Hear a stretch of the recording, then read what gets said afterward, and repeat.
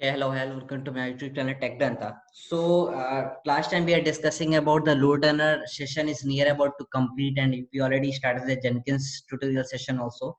So, if anyone missed the video, so just please go and watch it. And if you have any doubt, just comment me on the comment box. I will try to get back to you as soon as possible. So, on the today, we are going to start the another new session for the Dynatrace introduction, which is the monitoring tool in the market is so much popular because the Dynatrace have a lot of features which I will discuss on the further session. So what is the agenda of the entire Dynatrace session? First, we will discuss about what is the introduction about the Dynatrace case, like what's the information about it, then what is the Dynatrace architecture. So those things, two things we will cover up on this video lecture, and the another from the 3 to 7th we will discuss on the separate one another video lecture of the Dynatrace. So there we will discuss about how the Dynatrace look like, how the Dynatrace dashboard, how can we store the session, how can we analyze the information about the Dynatrace side, and how can we monitor the server graph there also. Okay, so first we will go ahead what is the information and what is the introduction about the Dynatrace AppMon. So what is the mean of the APM is the application performance monitoring tool, which will monitor your execution whenever the test is going on. So the main feature about the Dynatrace is first the monitor application during the test. So like the Dynatrace can monitor your test whenever the live execution is going on. Third, it can also monitor your CPU graph or your response time on your database information. Those things also the Dynatrace can handle very easily. Fourth, it can monitor with live execution also. And if suppose your test has been completed, after that you can store the session and you can monitor and do the entire analysis about your execution also.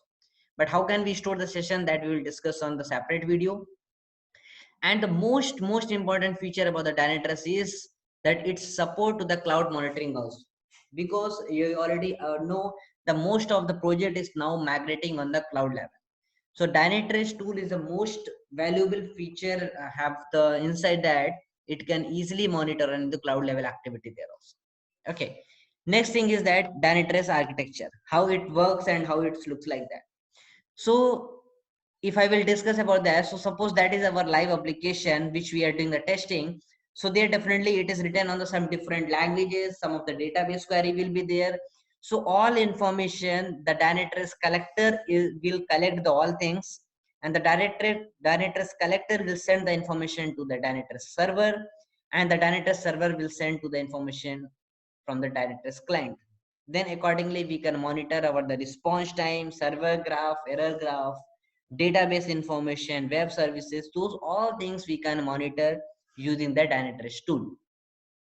But till now already I am just telling those three things is the main important feature.